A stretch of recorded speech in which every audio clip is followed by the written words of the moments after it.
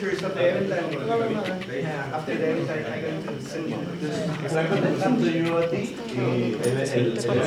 Solo es que Bien, pero damos cuando vean el link para que se sí, lo necesito por lo de la... Gracias. Sí, está bien. Ella está grabando, lo deja grabar.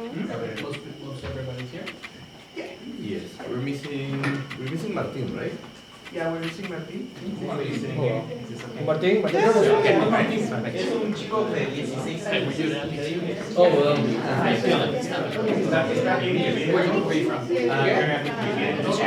Pablito, la cámara tiene. Pablito, la cámara tiene micrófono. La cámara tiene micrófono. O si no, Daniel.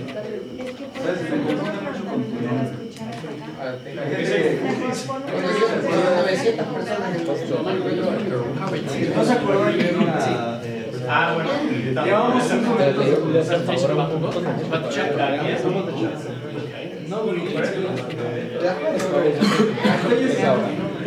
Bueno. llevamos if you want, you do a little bit of for example, like natural law, argumentative ethics, I'm from your about the chapter because no all of the people are reading Hobbes' work on argumentative ethics. Yeah. Okay, so welcome everyone. Thank you for coming. Sorry for the delay. You all experienced the traffic, so it was crazy. That's why we delayed a little bit. Thank you for coming, and thank you for everyone to be here. We're really happy to host another session of the Constant Circle. And just before we start, I want to make first two shout-outs. First to someone who's here. To Pepe Torra. I'm so honored to have you here. So for those who don't know, Pepe is from Mexico. He's also participating here in the same event that brought Stephan and other participants. And I'm giving this shout out because when we were trying to reinvent CEES and give it new life and create like this intellectual leadership, we had some ideas with Wilder, but eventually we landed on the model that Pepe and other people from Mexico pioneered, that is the Socratic model, the same model that we use on Saturdays. So thank you to Sociedad Tomás de Mercado for inspiring this. So, thank you, Pepe. So I think they deserve an especially, not because they inspire us, but because it works. So, and second, yes, just a shout out to the wonderful team that we have at CEES, Wilder, who he's the provider of beers and pizzas, so thank you. And Vale from our audiovisual and the beautiful invitation, and of course, Franco, who is the coordinator of this effort, and now I will leave you with him to introduce Stephan. Well, so thank you so much, Paulito. As you know, English isn't my first language, so if I say a wrong word or things like that, it's because English isn't my first language. So let me introduce Stephan Kinsella. He is a libertarian lawyer. He's author of many books. Here we have someone, and today we are going to give this book to any one of you. We are deciding. So what was the model to give you the book? But today one of you will give the book to our house. Well, so Stephan Kinsella is a libertarian lawyer.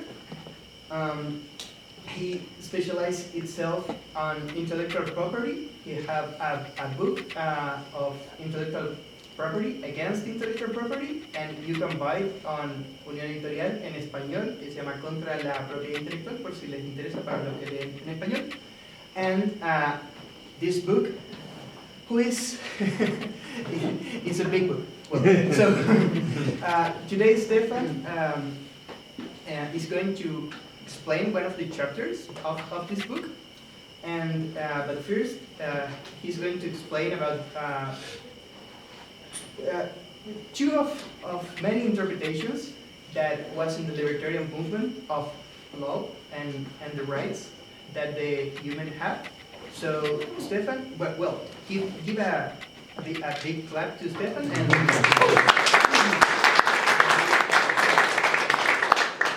Thank you so much. First of all, thank you for the invitation, and thanks for letting me speak in English. Mi español es muy mal. Mine is like, oh, Yeah. So I wish I did speak Spanish better.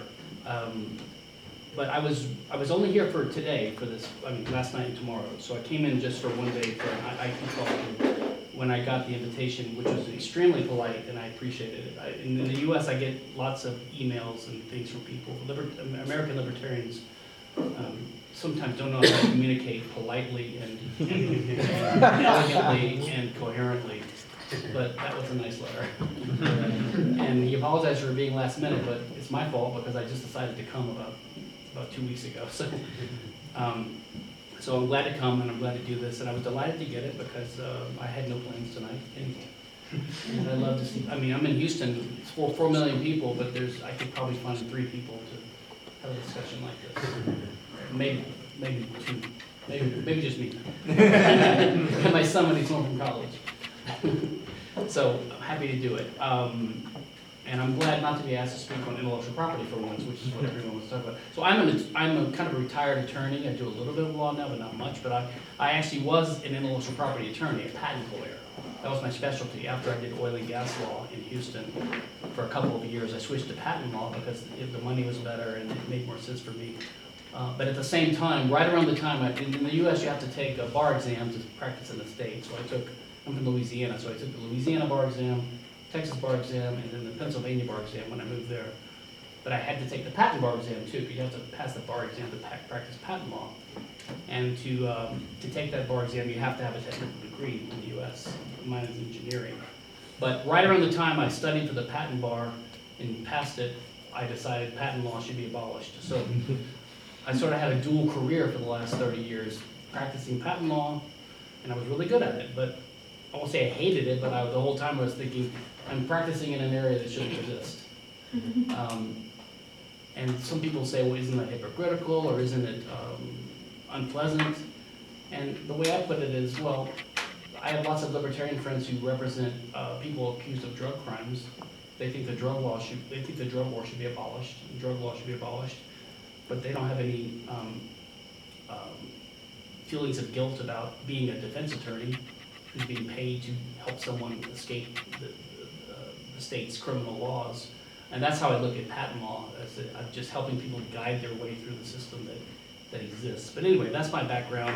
I've been involved in Austrian economics and libertarianism since high school, and more heavily involved since in publishing in it since I started practicing law around 1993 or 1994. And this book is a collection of essays published over 29 years.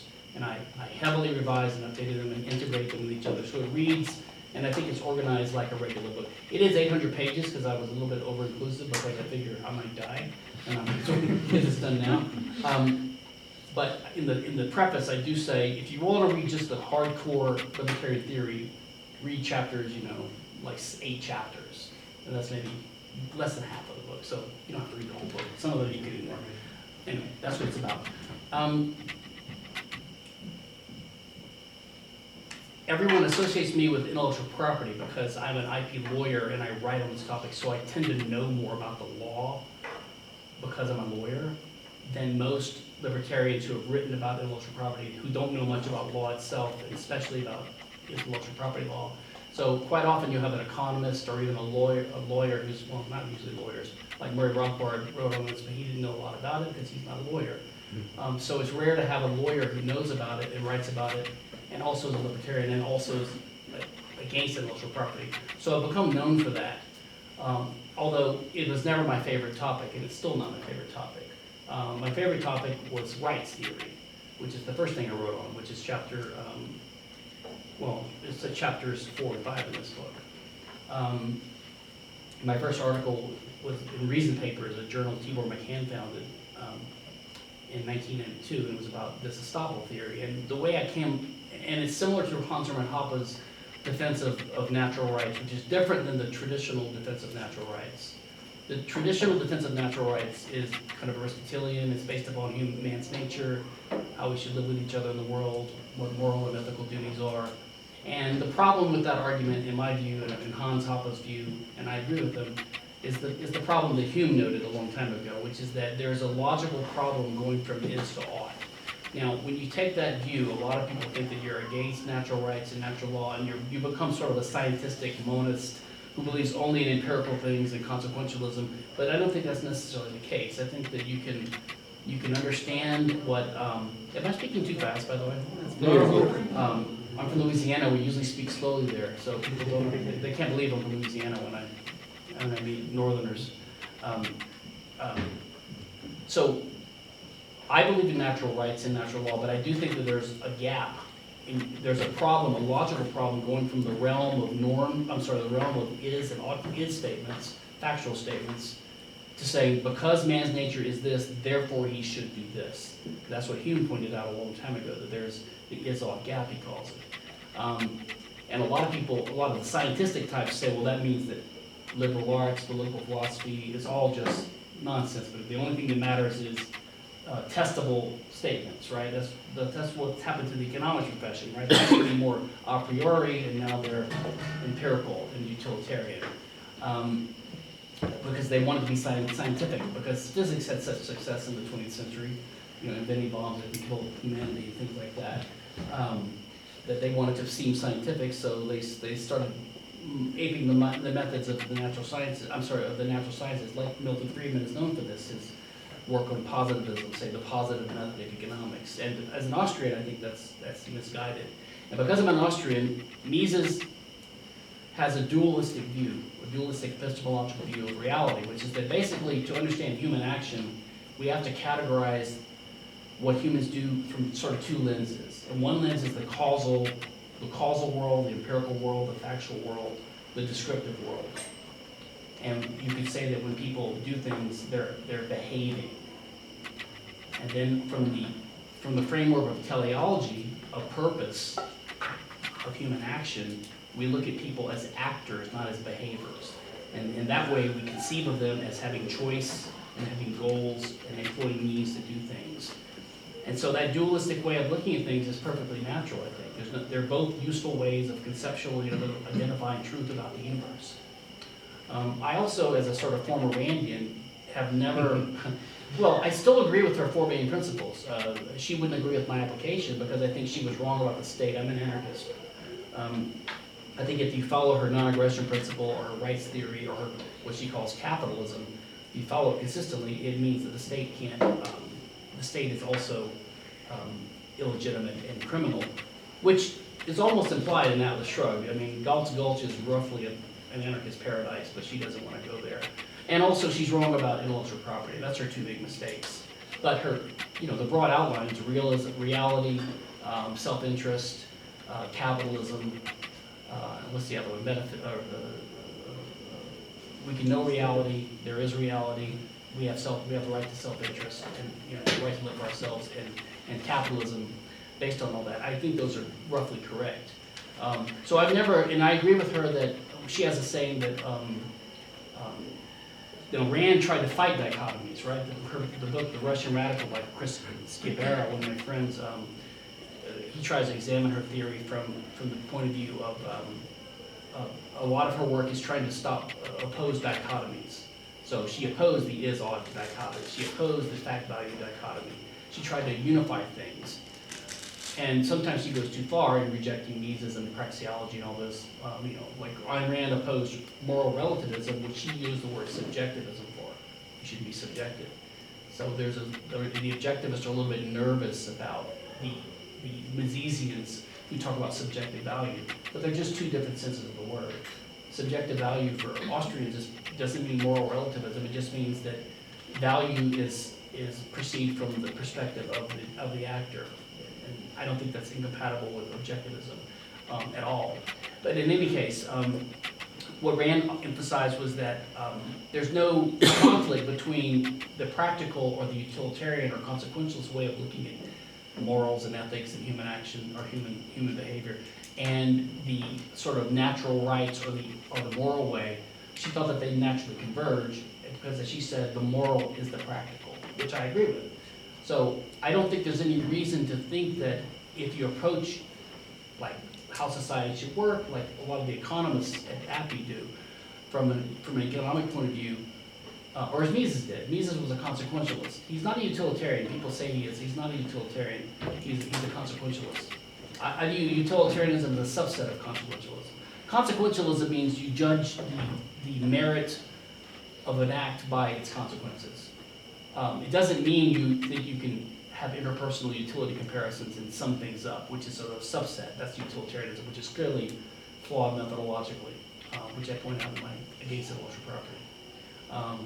By the way, to take another detour from this detour, which is from the original talk, Hans Haber was one of my good friends, and he was my kind of mentor. And when I submitted my article Against Intellectual Property to the Journal of Libertarian Studies back in 2001 or whenever that was, I had some long titles. Lawyers like long titles, and they like colons, like, you know, how to hop through the daisies, hopscotching through, you know, these clever titles. And I had something unwieldy.